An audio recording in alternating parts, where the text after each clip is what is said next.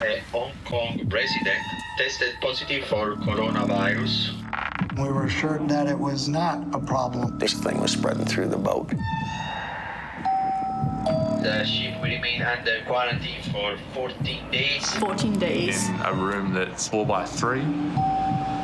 Check with our medical staff if you have experienced fever, chills, cough. What should have been the perfect getaway quickly became a nightmare for passengers on the Diamond Princess cruise ship. That was a clip from the new documentary that reveals what happened when COVID-19 plagued the ship for 2 weeks. Nick Quested, he directed this documentary. It's called Hell of a Cruise, and he joins us now to explain. Good morning. Oh, good morning. Good to have you on. I'm big on cruises. Everyone around here knows I'm planning one to Europe next year. And I remember when this happened because a lot of my non-cruising friends sent me links to the story. So what struck me when I watched your trailer is the footage that you were able to get. So let's start with that. How were you able to get all of the images and sounds? Because evidently you weren't on the ship. Yeah, so we were approached by Spencer through our partners, Matt, and he was looking for someone to tell his story, and we thought this was a very good way to personalize the beginning of the pandemic and to show what it was like to be inside the first super spreader event that there ever was. And it also, well, from our investigation, it also provided the doctors who went there, Dr. Callahan and Dr. Lawler, who evacuated the passengers.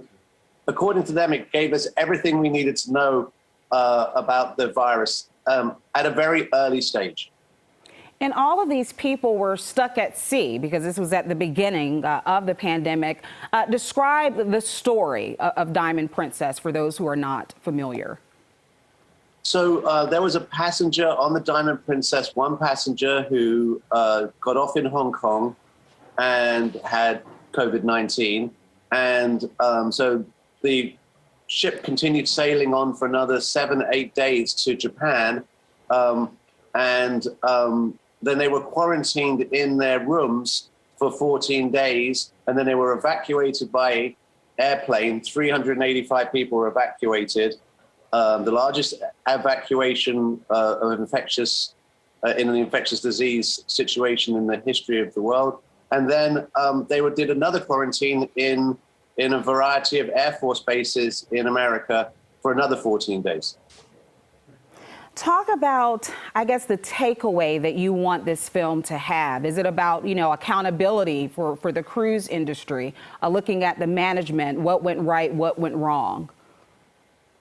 No, absolutely. I think that if there's a takeaway, it is that the laws that cruise ships operate under need to be looked at very seriously.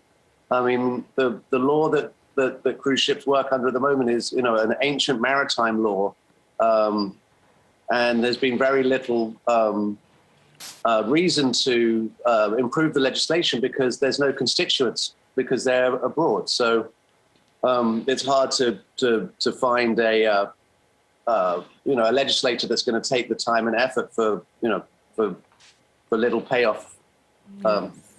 Electorally. And then the other thing I would say is that we saw what could happen with COVID, and it was an opportunity for the country to come together. Hopefully the next time we have a pandemic, we won't try and find wedge issues and drive ourselves further apart. What do you think about your film coming out as the cruise industry lifts restrictions, lifting testing and other requirements that we once had? What do you make of that? Well, the doctors and the health authorities believe that this is a safe way to do it. So I think a lot of time has passed since this first event that we covered extensively.